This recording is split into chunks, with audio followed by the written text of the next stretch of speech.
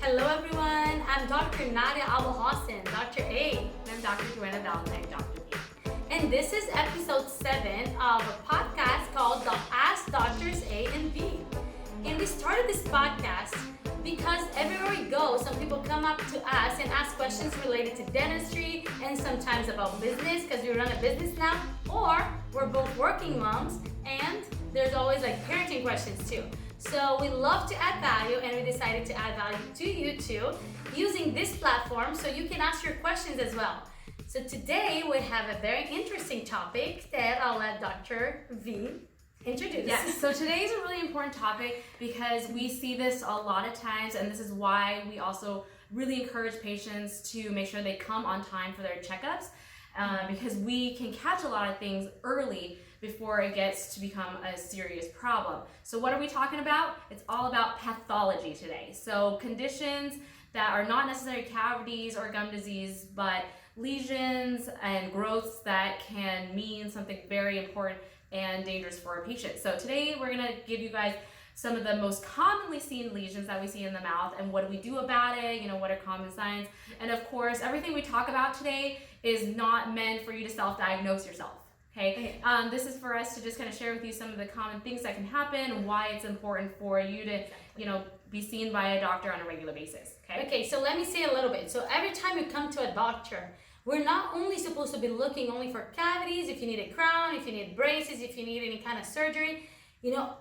Our main job as well is to make sure that you're healthy and you're safe from any disease. Medicine and dentistry is very integrated. Your mouth is part of your body. So we have to be diagnosing any kind of disease that we see. So every time you come in for your checkup, we do an oral, intraoral, inside your mouth and outside, and it's called oral cancer, it's screening. And we are screening for everything. We say oral cancer, but it's just an intraoral scanning. So I'm gonna say in here, like Dr. V and I, we're gonna be discussing in here the most common ones that are usually very benign, which means are very common and they don't mean much. It's good for us to be aware of and monitor, but they don't have a huge consequence. And in our next episode, stay tuned, we're gonna be talking about some of the ones that are a little bit more serious. And no matter what, medicine, dentistry, always, if it's cavities, if it's pathology, if it is anything, you are always safer when you get the early diagnostics. It's the same thing when you do your annual checkups with your doctor, mammograms, pap smear, all these things, you're really trying to diagnose early on anything. So don't be afraid of that because this is actually something good. Your dentist should be really good in his pathology and know what he's looking at and should be screening you every time you come. So expect that from your dentist. Yep. Today, let's go ahead and we have a list in here, a few of them. Yeah, so let's talk a little bit about canker sores or aphthous ulcers. You want to start? Yes, I'm going to talk about this. This is a very common one, and canker sore, I believe that most of us had one, and it's pretty annoying. It's really benign, there's no consequence to it besides that it's going to be hurting and you're going to have a hard time eating anything acidic because it's going to burn in your mouth. It's usually a lesion. It's an ulcerated lesion that's going to be there and it's going to resolve in 2 weeks. So what are we going to be looking at? We make sure that we note that you had that, and we tell our patient that if this doesn't resolve in 2 weeks, for you to come back and follow up with us. So 2 weeks. And a lot of the time some patients say, oh my God, it's been a month. And most of the times it's not really a month, it's because it's hurting in your time. And when you tell them, can you please watch if by next week it's still there, they make an appointment. Most of the times they don't make an appointment. So it's resolved. So this is an easy one. Yep, and I get that a lot, so I can speak from experience. It really does not feel good. But there's definitely things that can trigger it, whether it be hormonal, stress. Mm-hmm. For some patients, certain foods will trigger them. So what I usually do is I'll do saltwater rinses. Sometimes I'll use a product called Oragel mouth rinse, and that seems to kind of help with some of the symptoms and resolve it a little bit quickly. It's gonna resolve in its own. She's literally just treating the symptoms because it kind of hurts. So she uses something to kind of minimize pain. Yes, exactly. So the next thing we have are cold sores, which actually does have, a bacteria viral component to it. So for cold sores, they're specifically caused by herpes, which is a viral infection. So do you want to talk about different types? And it's transmissible. Yes. Yeah. Exactly. In different part of the body. I don't know how it, and there are some medication in this case too that you can give to help, but it takes more of a few days. I don't think we want to get too scientific in here, because we want to be generalized. It's more to our audience, which is not mainly dentists or medical. But yeah, watch out for that, and it can be transmissible. So you don't want to be sharing anything when you have at that moment. Yeah, so cold sores are very much, they'll lay dormant in your system, and it'll kind of keep coming back. If your immune system is weak, if you for some reason had the flu and your immune system is weak, they tend to show up. For some patients, it'll actually occur about the same time every year too. It's very predictable for them. So I've had patients oh, can you just prescribe me the antiviral because they know it's gonna happen. So in some patients, they will know when it's coming on. But a lot of times it'll be extraoral. You'll see a little lesion on their lip. It'll be little pustules, and when that happens, that's definitely contagious. So try not to touch it. Try not to share drinks or anything, because it's very contagious. Absolutely. Okay, so the next thing we see in the mouth are warts. Exactly. So warts, it has a different name for what we see in the mouth. It's verruca vulgaris or papilloma. It's all caused from the HPV virus, and it's the same kind of lesion that you have. You've seen warts on fingers, and kids have it, and when it gets in the mouth, the only difference that a lot of times you're gonna see it a little white is because there's saliva in the mouth, and the tissue gets white, or you can see it red too. But many colors, and many colors. We'll biopsy those just to remove it, to make sure it is what it is. It is what it is, because if it looks like that, it could be different things. This is the thing. This is why your dentist should be really aware and looking for different signs in the mouth, because if they see a verruca, you have to remove it so it also doesn't transfer, and you get a biopsy every time you remove it. So don't be afraid with if you ever biopsy a lesion in the mouth, it always gets sent to biopsy. It's safer and it's okay. It doesn't mean that it's gonna be cancerous, or people tend to overthink about things. It's just a protocol. Yeah. Okay. And then mucoceles. We see this in kids, adults.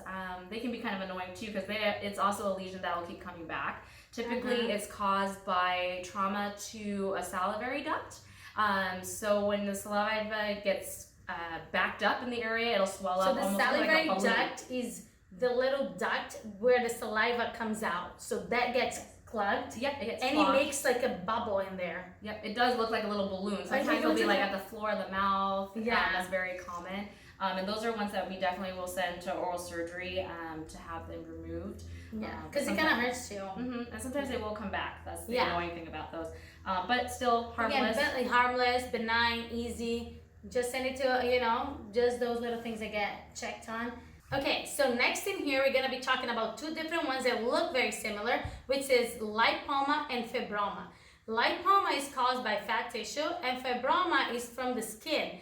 The first one is a fat tissue, it's just a growth of fat tissue, and looks like a nodule, a little bubble. And then the fibroma is due to trauma. Most of the time, you've seen people when they're talking, they keep doing it.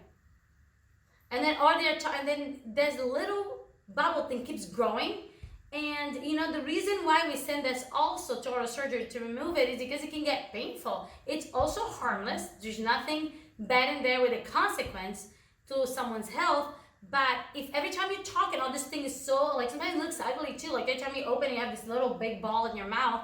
And some people don't like the way it looks, the way it feels. And if you keep biting in it, it bleeds, it hurts. Yeah, and it makes it worse because they keep traumatizing it again and again. Every time you traumatize, it grows. So that's totally easy to the ones that are rare. We can definitely remove those. Sometimes if they're really small, they'll resolve on their own if you stop traumatizing them, but the larger ones will remove for you. Yes. Yep. So let's move on to pyogenic granuloma, which is affecting, certain populations mostly. It's very common. I've seen it at least during my 10 years of dentistry. I've seen it at least 3 times and in pregnant patients, and it grows around the gum. You know, it's like a tissue that grows and it's red. It really looks scary, but it's also harmless. And it's aggravated by plaque if it's not clean. Like, you know, pregnant women already get their gums to get more inflamed and red and puffy. You know, and some of them would develop the pyogenic granuloma. So, you know, most important to make this resolve and get smaller is to keep it really clean. No plaque and no bacteria. Yes, yeah. And a lot of times patients will see that and they're like, oh, I don't want to, you know, brush because, you know, it seems like it's making it bleed. That's actually the opposite. It'll make it worse. You need to brush it. You need to clean it. And then my patient, she had it removed after she had the baby. Oh, did she? Yeah, okay. She was fine. Okay. Yeah, totally fine. Yeah. And send it to biopsy like everything. Yep. Very safe. We knew it was safe. You know, she had seen the oral surgeon, but it's good to, you know, after to get this going. Yeah. Yeah. Sometimes again after the pregnancy it'll go away, but in other situations it didn't go away. This is exactly why we wait, because after pregnancy, like 2 of my other patients resolved, hers didn't, so we had it removed. Okay. Yeah. So the next one, which affects some people idiopathically, which means we don't know why it comes up, and then for also no reason. Yep, for no reason. And then some people will get them if they are a tobacco user, specifically chew, and this is leukoplakia. Yes. Leukoplakia is like white patches around the mouth, and why those ones also needs to really be taken care of and watched, because white lesions in the mouth can be many different things. Again, this one is innocent, but it can be a beginning of something bigger. So we try to address this, and we always, every time a patient is a smoker, tobacco user, or anything that can be more dangerous, we are way more aggressive and serious and doing this right away, because, you know, cancerous lesions can be, you know, it's like some kind of change in the cell that causes cancer. It can be provoked by like exterior art, like for example, smoke or tobacco chewing. So you know what I mean? Yep. That's why we have to be like really on top of this and not miss it at all. Especially if they're in very particular areas. You know, some areas are more likely to be one of those lesions, and so we take it very seriously, especially if you have the risk factors associated with it. So yeah. The next thing, which can happen to many people, this is thrush. Especially little kids.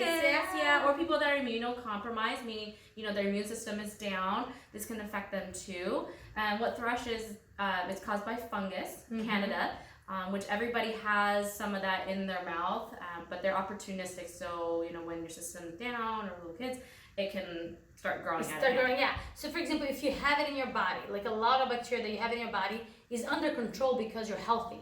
But if for some reason your immune system is weak, those bacteria is gonna take over. And that's why she called it opportunistic. They're taking advantage of you being weak. Yes. See, that's why it's very important to stay healthy too, so you can avoid a lot of this other, you know, those opportunistic bacteria taking over. But that's in also harmless, easy to treat. Yep. Fungus, it just takes a little long because fungus is kind of almost like, it's a little longer to treat it, but yeah. We'll give you a rinse to kind of help with, resolve it. Yes. A lot of little babies drinking milk.